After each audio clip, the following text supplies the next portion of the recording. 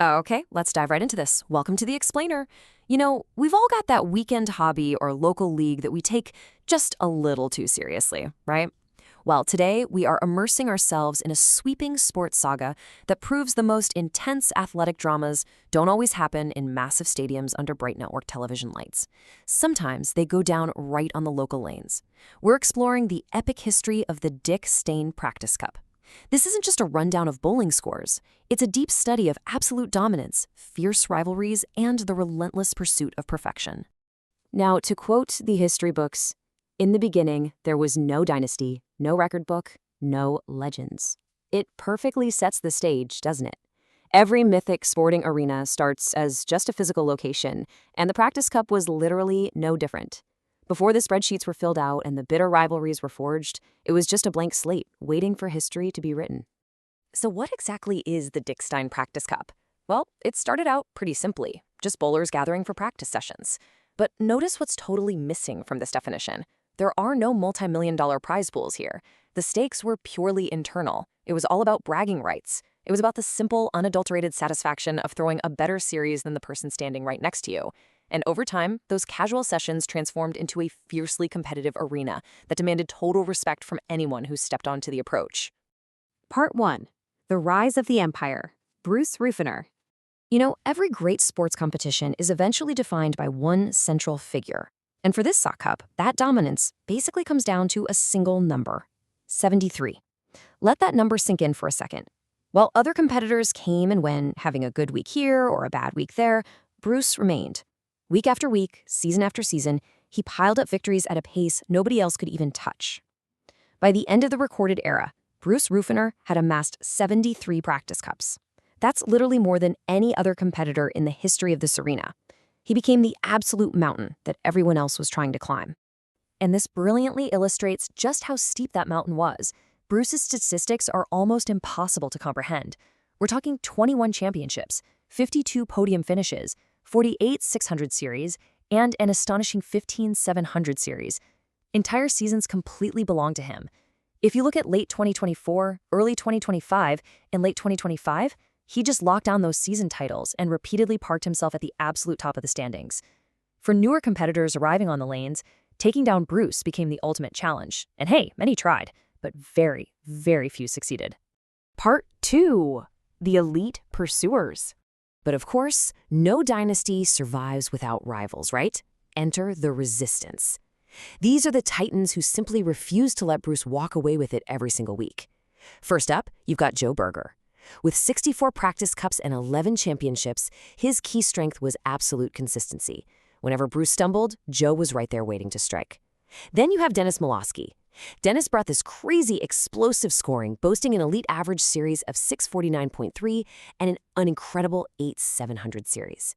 And finally, Mark Lackey, who perfectly combined power and consistency to claim 43 practice cups and 9 championships.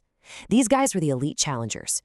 So, what was the reality of this era? Well, they didn't overthrow the empire, but they ensured it was never comfortable. Joe, Dennis, and Mark turned every single season into a grueling, high-pressure battle. They pushed Bruce to his absolute limits, and in the process, they elevated the standard of the entire Practice Cup. Part 3. The 2026 Revolution. Which brings us to a massive shift in the timeline. But, this revolution didn't happen overnight. It was driven by Herbert Medina, and his climb was incredibly methodical. Unlike some players who just arrived and immediately dominated, Herbert kind of took the stairs, session by session, series by series.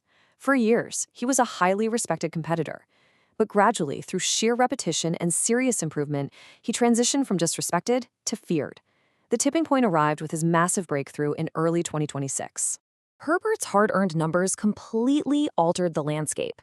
He stacked up 30 practice cups, 6 championships, 10 podium finishes, and 16 600 series, which included 3 700 series. But it was really during that early 2026 season that he made his mark. He captured 5 victories and produced what was honestly the absolute strongest campaign of his entire career. It was this stunning breakthrough that proved the seemingly untouchable legends could actually be caught. Now, what's really interesting about this slide is the staggering contrast between these two eras. For years, the old hierarchy meant the Practice Cup was essentially Bruce's sole domain. The question in the bowling alley was always just, did Bruce win? But early 2026 ushered in the new generation. The standings suddenly showed something completely unprecedented. Bruce was no longer the only dominant force. Herbert Medina had firmly entered the championship conversation, and suddenly the Practice Cup was wide open. And in this chaotic new environment, something totally incredible happened. Bruce won, Herbert won, Dennis won, but Mark won more. If previous years solely belonged to Bruce, early 2026 completely belonged to Mark Lackey. Mark just exploded for 7 victories, which was the highest total of the entire season. The established order didn't just look vulnerable. It was actively being dismantled. A new era had officially arrived. Part 4. The Icons and Specialists. Now, beyond the heavyweights battling for the crown, every great competition has its colorful side characters, right? These are the shooting stars, what we call the fleeting brilliance. These are bowlers who didn't stick around to build a decades-long resume, but man, their impact was legendary. You have Bud, who appeared only briefly, but somehow recorded a staggering 705 average series. That's the highest in the entire record book. Noah appeared literally just once, but dropped a remarkable 699 series. And Darrell Smith turned a handful of appearances into multiple victories and an elite average. They came, they conquered, and they definitely left their mark. On the totally opposite end of the spectrum from those shooting stars, we have the models of durability. These are the quiet but incredibly powerful workhorses of the league. Carol Williams participated in a massive 60 Practice Cups, collecting 18 600 series along the way. Honestly, just think about the sheer physical toll of showing up and throwing that many heavy bowling balls at that high of a level. It's crazy. And then Terry Dodson quietly assembled an ironclad resume of his own, racking up 22 Practice Cups and 15 600 series. Both of these paths, the fleeting brilliance and the long-term durability, they earned immense respect in the record books. Part 5. The numbers behind the legends. So what does all of this data actually mean for the competitors? Well, the Practice Cup became far more than just a collection of weekly scores.